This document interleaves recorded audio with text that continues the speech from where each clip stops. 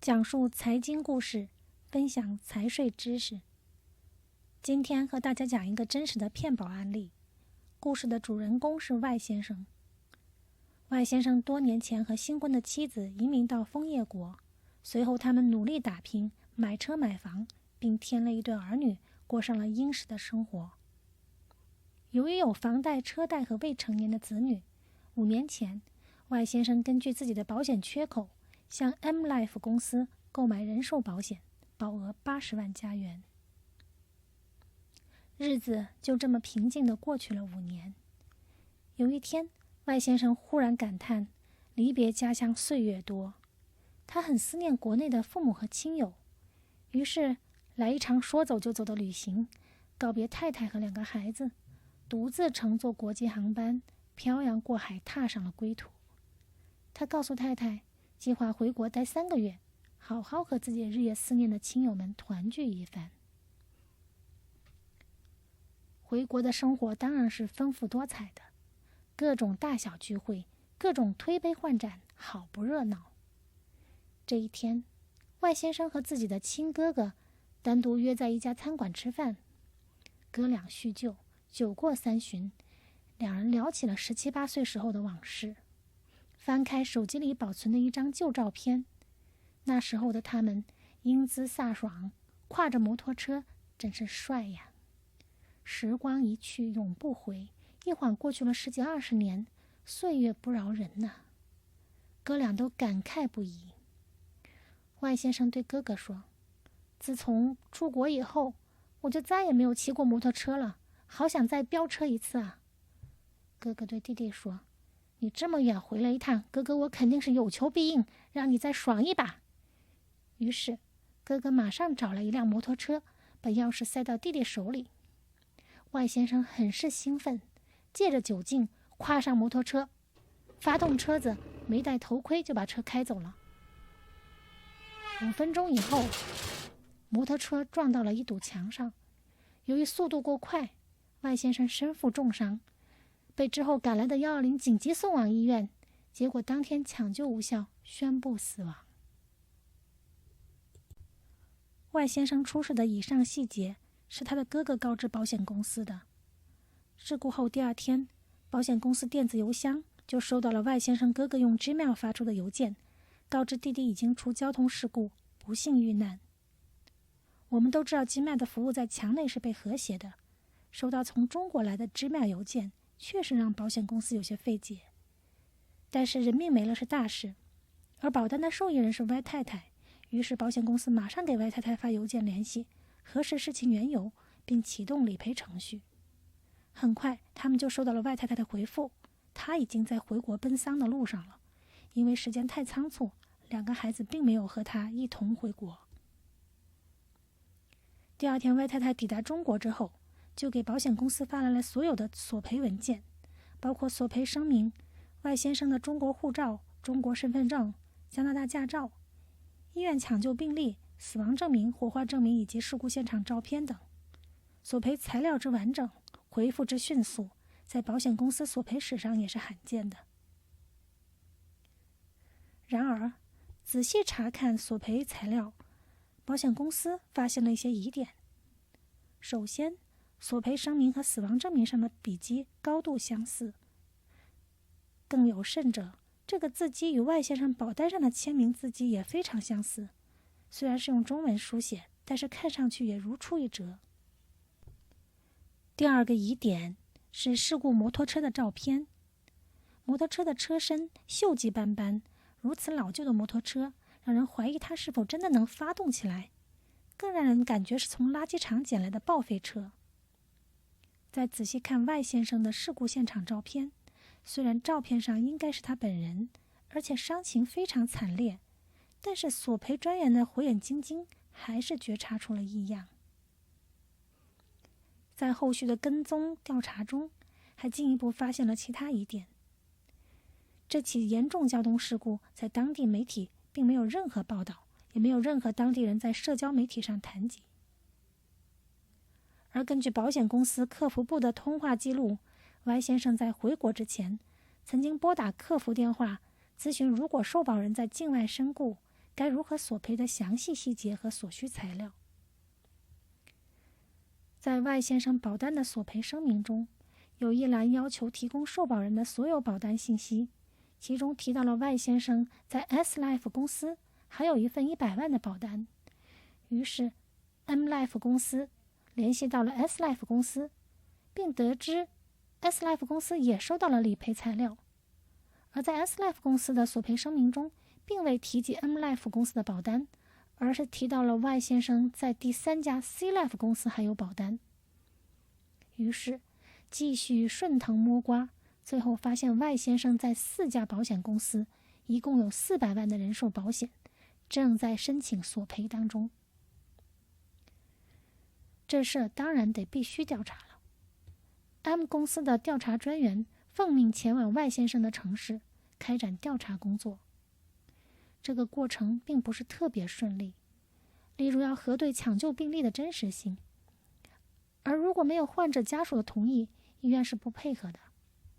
但是调查员也不是吃素的，经过多方面的明察暗访，核实了病历、死亡证明和火化证明，通通都是真实的。难道是保险公司太多疑了？外先生真的已经不在人世了吗？保险公司还要继续寻找新的线索。几天后，外太太回到了加拿大，保险公司约见了她，向她询问详细情况。外太太说自己基本上无可奉告，因为等她赶到中国时，先生已被火化，全部后事都是其哥哥处理的。希望保险公司能够去找外先生的哥哥了解更多信息。此时的调查员仍然在寻找外先生的下落，经过不懈努力，终于发现一个长得非常像外先生的人带着女友逛街约会。这一切都被调查员的相机记录了下来。可是，怎么证明这就是外先生本人呢？后面发生的事情就更具戏剧性了。这一天，一位持外先生身份证的人搭坐中国民航客机，准备飞到另外一座城市看望女友。然而，登机后，他却在飞机起飞前被警方从客舱带走了。原来，他乘机用的身份证在公安联网系统显示持证人已故。警方怀疑他盗用他人身份，在看守所对他进行连夜审讯后，证实持证人其实就是外先生本人，于是第2天将他释放了。事已败露，外先生400万的发财梦化为泡影。帮助他办假死亡证明的警察受到惩办，转过来向外先生追讨许诺的好处费。医院、火葬场等方面，当初被外先生的欠条收买的人也纷纷要求外先生立刻兑现欠款。眼看自己偷鸡不成蚀把米，外先生明白中国不是久留之地，于是36计走为上计，火速购买机票要返回加拿大。临上飞机前，外先生用 Gmail 给 M Life 公司发去一封邮件。他写道：我还活着，我哥哥策划导演了一出闹剧，我自始至终都不知情，这事100%都是他干的，与我无关。现在我要回加拿大了。就这样，外先生慌不择路逃回了加拿大。抵达后，索赔专员约见了他。在外先生家，外太太看到保险公司的工作人员，要求外先生不准在家谈论。于是，外先生和索赔专员在附近找到一家咖啡店，坐下来慢慢聊。期间，外先生出示了他的中国护照、身份证和加拿大驾照。所有当初用来证明外先生过世的身份证件，现在又拿出来证明他还活着。可以看出，外先生非常害怕，不断地强调此事和自己无关，全部是哥哥一手操办的。最后他说：我还活着，我不应该向保险公司索赔。第2天，保险公司给外先生发出了正式的通知，终止和外先生之间的保险合同，不再为其提供人寿保险。故事到这里就告一段落了。有人会说，这个外先生演技不高，漏洞太多。比如，如果那些索赔申请、死亡证明找不同的人书写，那可信度不就高多了吗？还有那些照片，他就不能找一个专业化妆师，把他严重受伤的形象画得再真实一点吗？或者下点血本，再弄一辆不那么破的摩托车做道具？还有，钱没有拿到手，干嘛那么张扬？应该在索赔成功之前隐居起来，不要抛头露面。还有啊，他不应该用 Gmail 和保险公司联系。另外一个重要的漏洞是，他不应该在临走之前给客服打电话咨询怎么索赔，索赔不应该那么着急。如果做到了这些，是不是就会坏人得逞了？其实这些都只是旁观者清。外先生凭一己之力自导自演这一出大戏，难度之高，心理压力之大，不言而喻。毕竟做贼心虚嘛，哪里能百密而无一疏？他估计到了故事的开始，就是保险公司会核对官方文件的真伪，但是他没有估计到故事的结局。只要他有活动的蛛丝马迹，他是迟早会被发现的。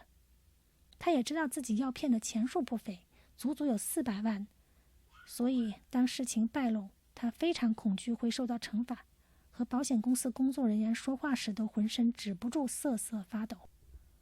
故事最后的最后，外先生并没有受到刑事指控，也没有被追究任何法律责任，这对他来说是最好的结局。试想，如果他的演技特别精湛，无一漏洞，并顺利获得了赔付，这个结果对他本人来说将会是毁灭性的。因为拿到400万以后，他不可能继续隐居江湖一辈子，总有一天狐狸尾巴要露出来的。到那个时候，估计他就要把牢底都坐穿了。还有，其实没有追究任何法律责任，并不是因为保险公司仁慈，而是因为举证成本太高。